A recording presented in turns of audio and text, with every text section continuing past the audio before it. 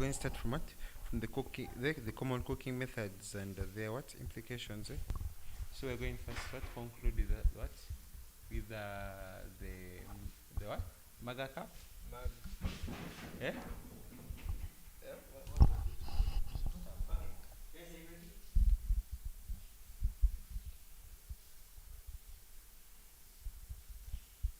Gamma cup. Yes.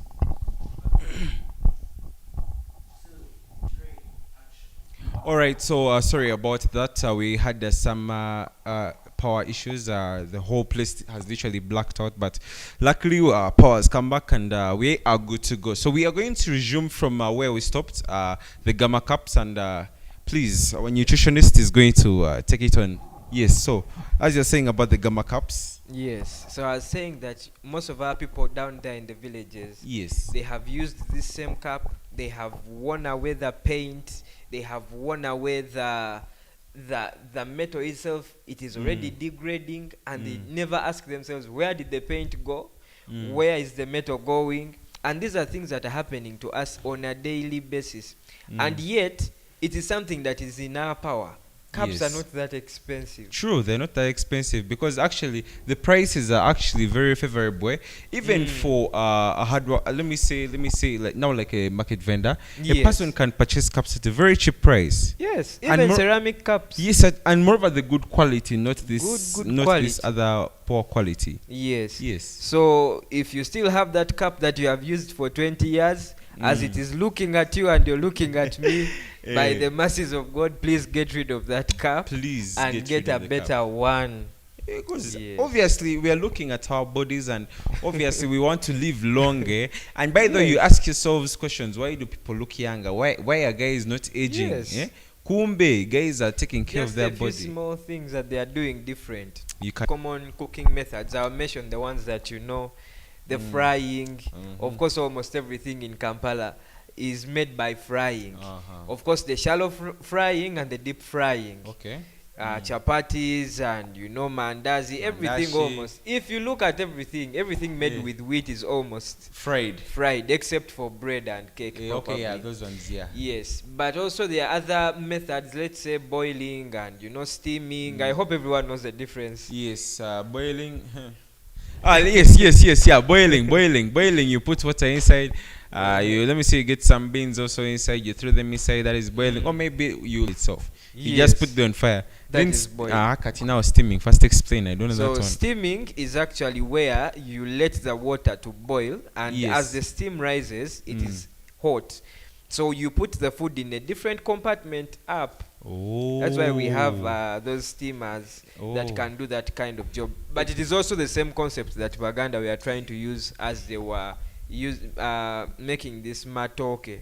Matoke, the one where you put in the banana leaves. And then down they put the things called mizingonyo. And so that the food is not in contact with the water. It is the steam that is cooking the food. It is the steam that, Yeah, I think you have got that. I've got it, but it's actually reminding me of the cooking basket. I think yeah, exactly. Probably the same idea. The same idea, the same concept, somewhere like that. Yes. So as you see, apart from those ones, of course, baking and grilling. If people have after campus, Chadi, every time. Chadi is the goal every time. Immediately after campus, they first hit Chadi. After Chadi, they go home. And for most of them locally, the Chadondo place is like a resting ground. It's like a resting ground. So all those are methods, but there are methods that are actually better. We talked about things to do with boiling. When someone boils the food and they pour away the water that they have used to cook, it means that they are pouring the nutrients that have gone into that water. That is why a person who has steamed their food or used a better cooking equipment like the EPC, the electric pressure cooker, they have retained that nutrient that you're losing by pouring the cooking liquid. So, and also things like, let's say, frying. There is a better way to fry. There is stir frying. Because nowadays you find someone, they are preparing, let's say, greens. This is simple greens. And they do not really require a lot of oil. But you find someone using a lot of oil to just prepare greens. Wow. Wait, so now what is this Stir fry. stir fryer? So stir frying is actually where we use just a little bit of oil, and if you come to our professionally, we recommend using the olive oil. The The olive reason oil, okay. why we are choosing olive oil is because of the method of its the way they make it. Olive oil is made by cold pressing. That means that it is not heated in its process of being made. It is not being heated to form other secondary compounds in the oil, of which of course most of the times the oil that we have access to has been, it has a lot going on. If Yes. in fact, if you go to your local shop and you see the oil they are giving you, Yes. you find that the oil has separated their white things down, Eh, and then the oil is up, and when they are giving you the first then, oh my some God. people first mix. So it is a little bit catastrophic the way Yeah. that we are really handling this. But I was explaining the stir frying that we just add lightly, just a little bit of the oil, because even the little water that is in the greens, it is enough. So we just add the little oil so that the fat soluble vitamins that are in the greens can be absorbed when you have eaten the food. Okay. Yes, Alright. so that is what we are really trying to achieve through that stir frying. That's stir frying.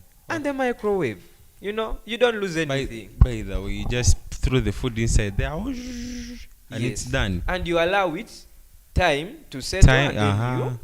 you eat it. As simple As that. that.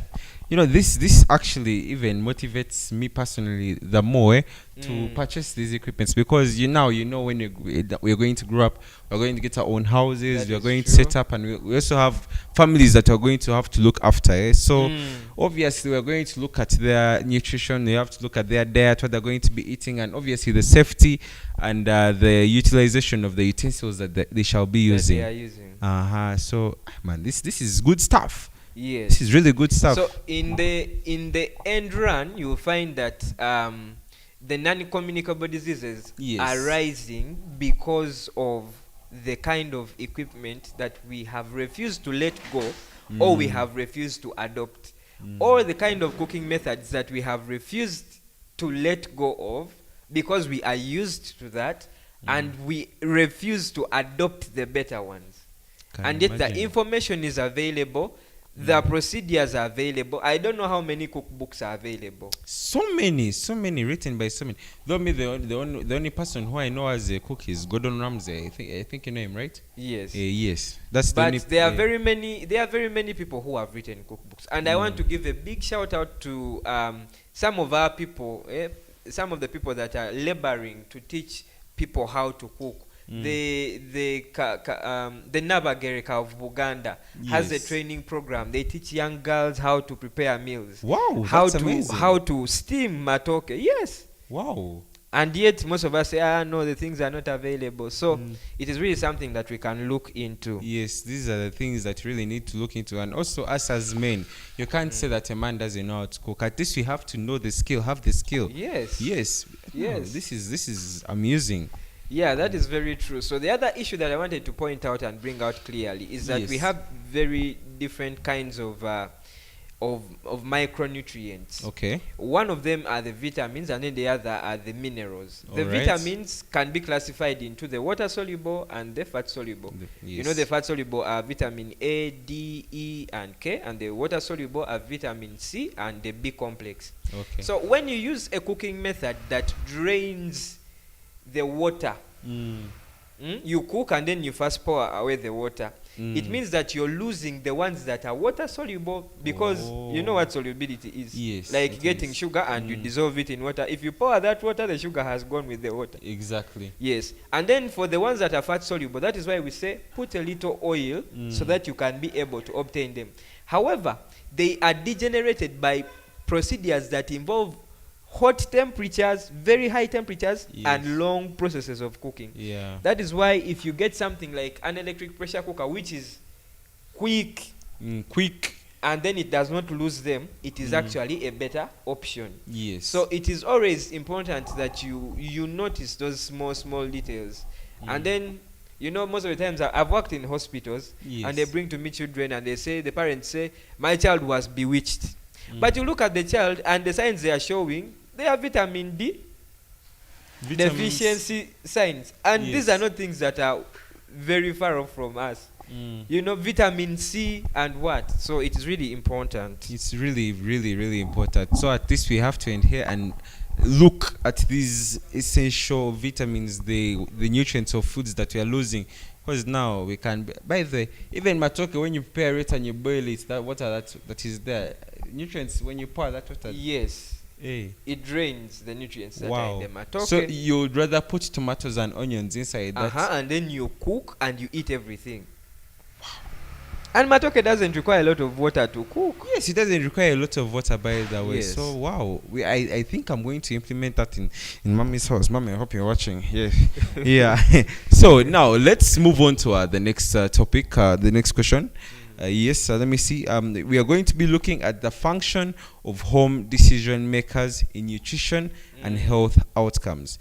So the first question says, how do home decision makers influence the nutrition and health outcomes of the household? What strategies can home decision makers use to promote healthier eating habits in their families? Wow, that is a very profound question. Now, we need to analyze this question and know who we are dealing with. Who is the home decision maker?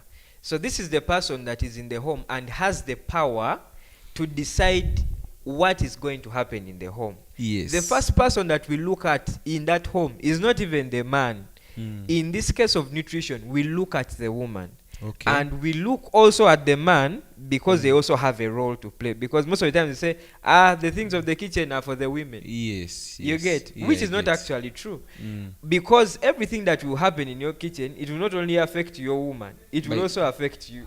And also the whole family. And also the whole family. Yes. So if you neglect what is happening there and you do not support what is happening there, then you're not going to get what we are talking about. True. So your support is actually very important. Essential, yes, So very for the home, for these people who are making decisions, the decision makers in the home, one of the things that is very key in your lives is that you are the ones that will determine how your family's health and nutrition is going to turn out.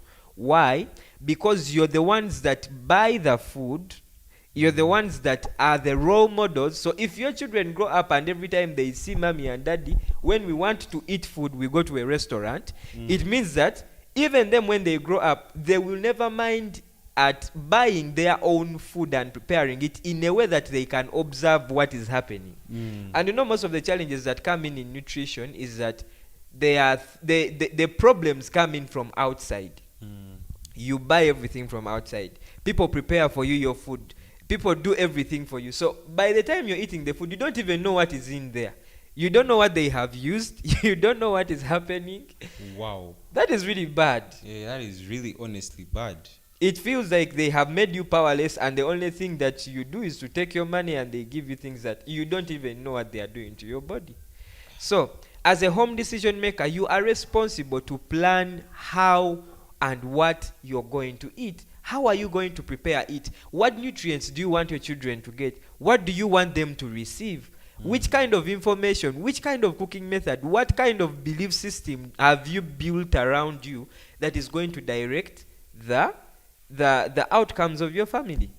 I think it is very common that these days you find that in the same home you find people who are obese and overweight. True. And then you find another home that people are actually okay. People okay. It means that there is something that they are doing that you're not doing in your home. True. That is very true. Those are all questions to be answered. Like question marks there. Like sincerely speaking, Now for our viewers out there might be someone actually who does the same things that you're actually talking about. Yes. And I don't know whether they've actually bothered to question themselves about it, but please, this is the time to actually question yourself whether what you're doing is right. You're going out on a daily, going to restaurants, eating the fancy food.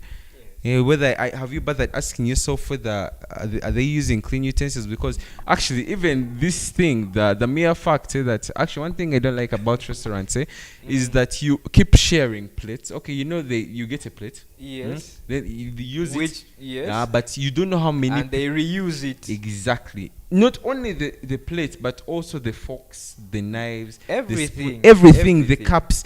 Now that actually those are the things that scare me from going to restaurants because me personally, I prefer everything prepared from home, and I eat and I know I'm contented because things have come from the house. Because even Christmas, we sit down, we cook the food. Yeah. Yes. So that is really good. And for the home decision makers out there are a number of strategies that they can use. Yes. One of them is to limit the number of times, the number of meals and things that they are buying from outside or they are getting from outside. And they look at observing the whole process of food preparation and food purchase.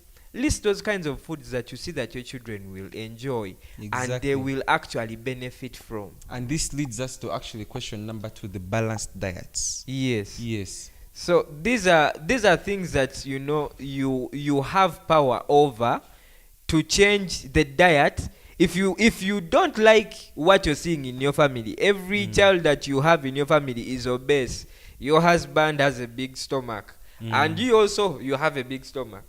It is time that you take action and you say, where is the big stomach coming from? If you're not the one preparing the food that makes the big stomach, then you should be responsible enough to make the one that will reduce. Because stomach, let me give you also something that most of the times when people prepare food, yes, the size of the cooking equipment they have used determines how much food they will eat. Is that a common thing? It's a common thing. And for most homes, we have to make sure that whatever we have cooked, we have finished. Oh, okay. And the problem is this, is that there's something called portion sizing, that you don't need to eat everything. That point there. You don't have to eat everything. They give you matoke 2 kilograms. You eat a whole kilogram of posho and what? Because you prepared all of it. It is not good. Because actually they say we are supposed to eat to have something in the stomach, not to get full. The reason why you're eating is so that your body is nourished to have the essential nutrients and the energy, the ability to do your daily work, not to live to eat. Because I recall there are times in high school when I was in senior 6 when I knew I was getting like stressed or anything and I'm free, I could just go to the canteen, I buy cassava, chapati, ice cream, and I eat everything at once.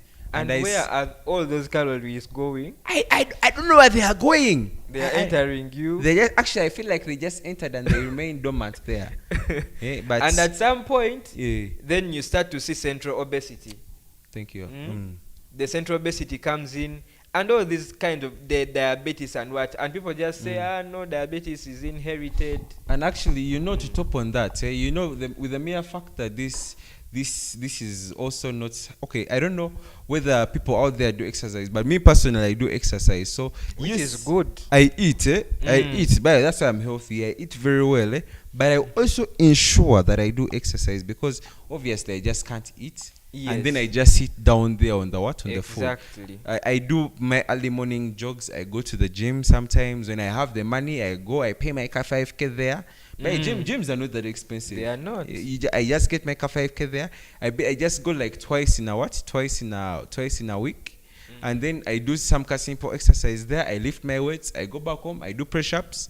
I run around. I'm sorted. You're done. Healthy. That is very healthy. So as a home decision maker, set out time for your family to engage in activities as he has told you about, the exercises, the portion sizes. Buy equipment that is necessary for your family. Buy the food that you're going to eat. Don't overbuy things because you have the money. Right? Yes. That makes a lot of sense. So I hope our viewers, I hope you have got something out of this. So we are going to go for a short break and we are going to be right back. So stay tuned.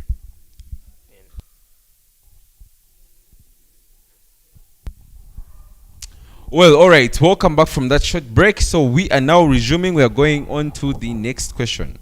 Yes. So let me say we are now going to be comparing diets and cooking methods. That's pre-urbanization versus today. So our first question is, how have diets and cooking methods changed from pre-urbanization to today? Well, there's something that is going on in the world. It is a little subtle, but it is actually something that you can observe from statistics. Yes. Something very significant. There's something called a nutrition shift. Okay. That the world, if you look at it 100 years ago, it is not the same way it is right now. As economic development technologies are coming up, and urbanization and westernization are coming in, Yes. the trend of diet is changing, and it keeps on changing. And the more it keeps on changing, it is bringing in different kinds of things. And one of them is the increasing incidence of the diet-related non-communicable disease. So we are seeing that the diets that people used to eat are now changing to diets that have not been here, or they have been refined and improved. If I'm to give you an example,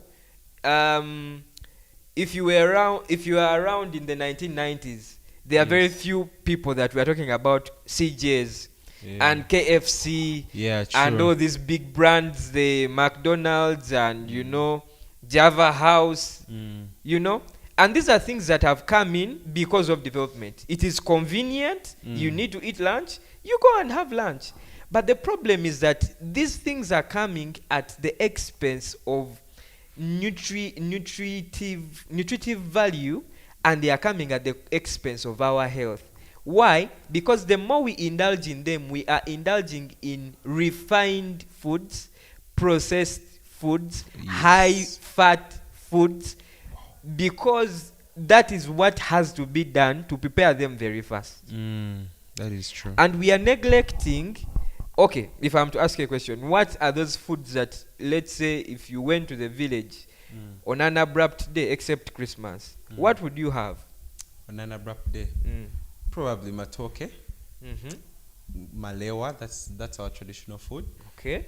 Maybe let me say some cassava, because in the village when you go, they just harvest from the what? From the farm. From the farm. They just come, they prepare it in the pot or the utensils they use for cooking. And then, but basically what I know is matoke, cassava, and some malewa.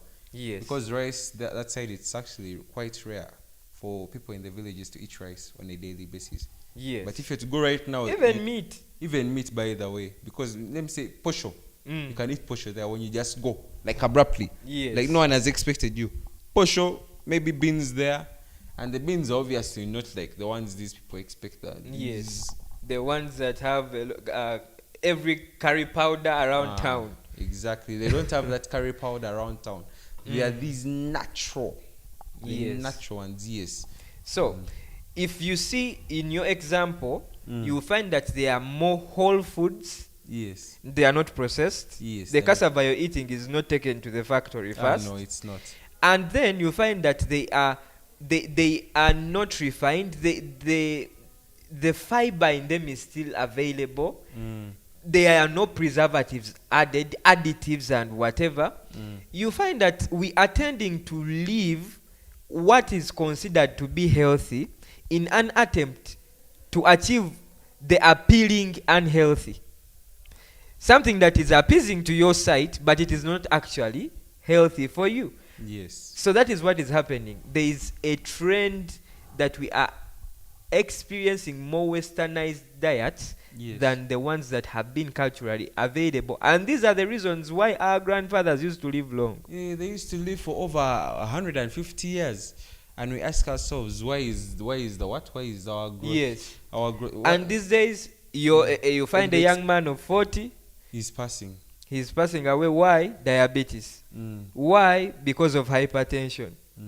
And a lot of things. But these are things that we can actually work on. If you control the things that you're eating, you go to the markets. These foods are still there. The greens, the vegetables, they are still available. Yes. Wow. I hope that is actually very clear to all the viewers who are watching, because this here is very essential. We want ourselves to live long, eh? Kativa, me personally, I have to also change the way what the way I eat. Oh, and don't get me wrong. Yes.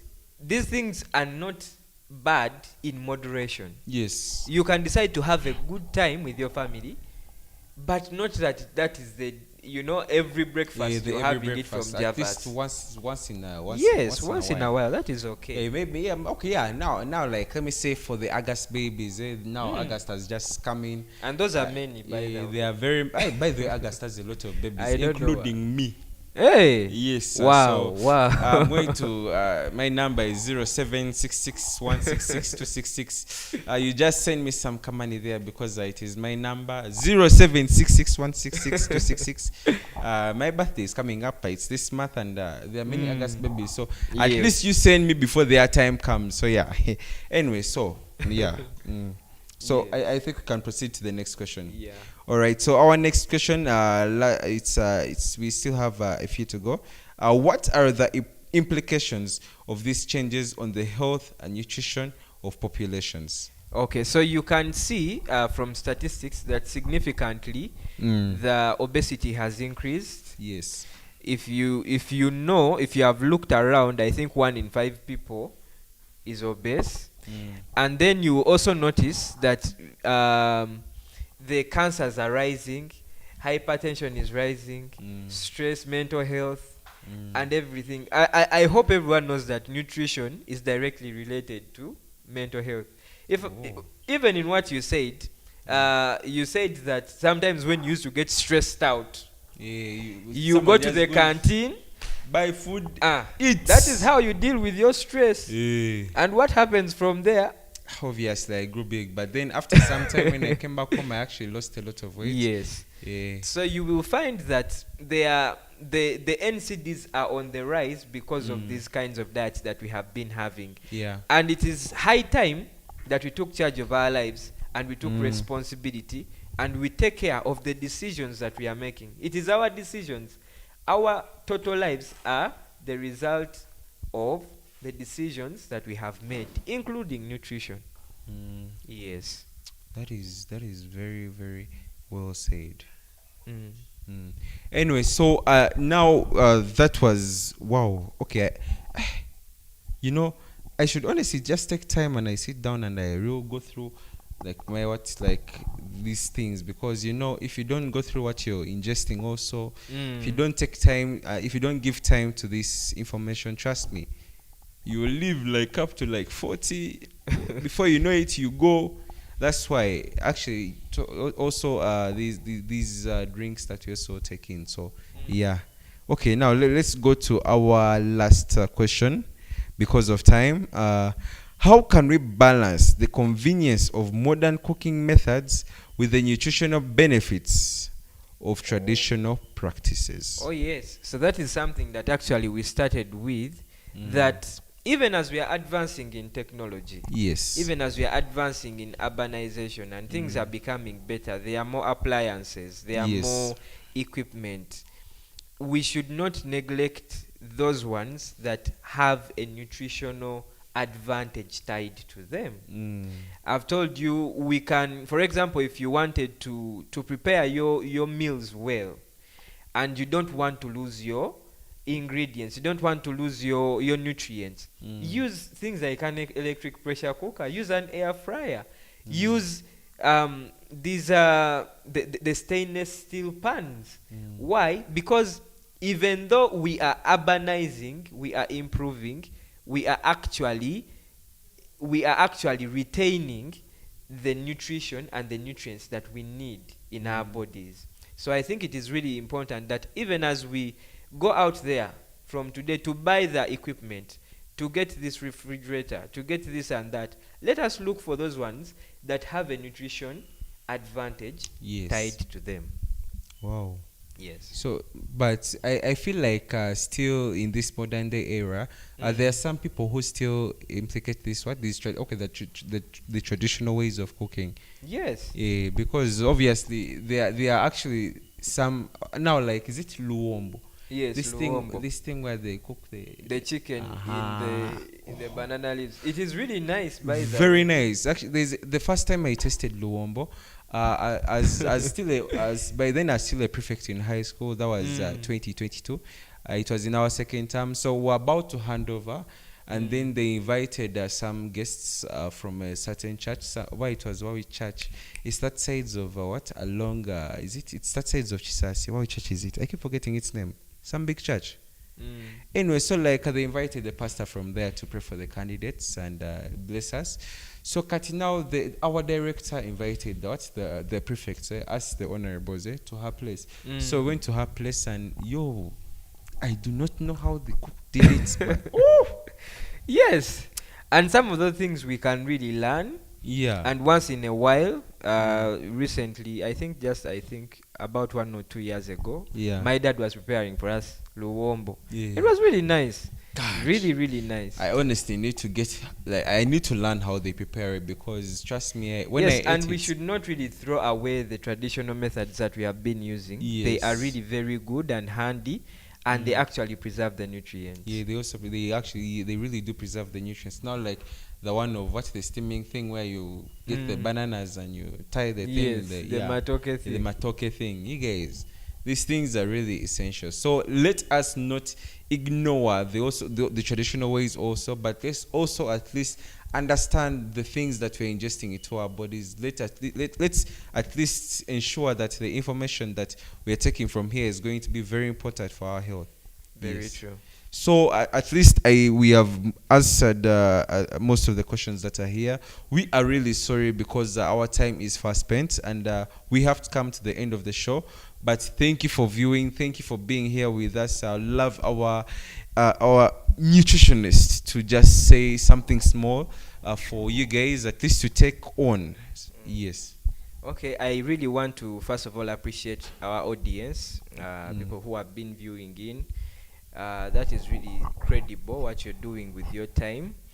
I want to urge you that you look for the right nutrition sources. There's a lot of information online about nutrition and what, but I encourage you to always get a professional opinion. If you're on a weight loss diet, if you're on a weight loss plan or weight gain, all kinds of things, I really encourage you to look for a dietitian or a nutritionist.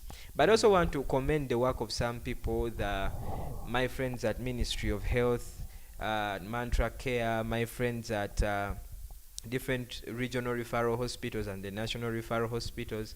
You're really, really doing a great job. And as a nutritionist, I'm really happy to be part of you, and I'm here to walk this journey with you. All right. So, and me, I'm just the guy who just sits there in the background and hosts. So I really don't have anything so important to say. But I hope you're going to take his words, and I hope we all adhere to them because this can make us even live longer. You never know, after practicing this, you'll live people like what, 120 or even more. You never know. True. Yes, True. so we have come to the end of the show and I hope you've enjoyed. Stay blessed, but next week, more content for you. Do not go anywhere because subscribe, share to a friend. You'll be blessed. Thank you.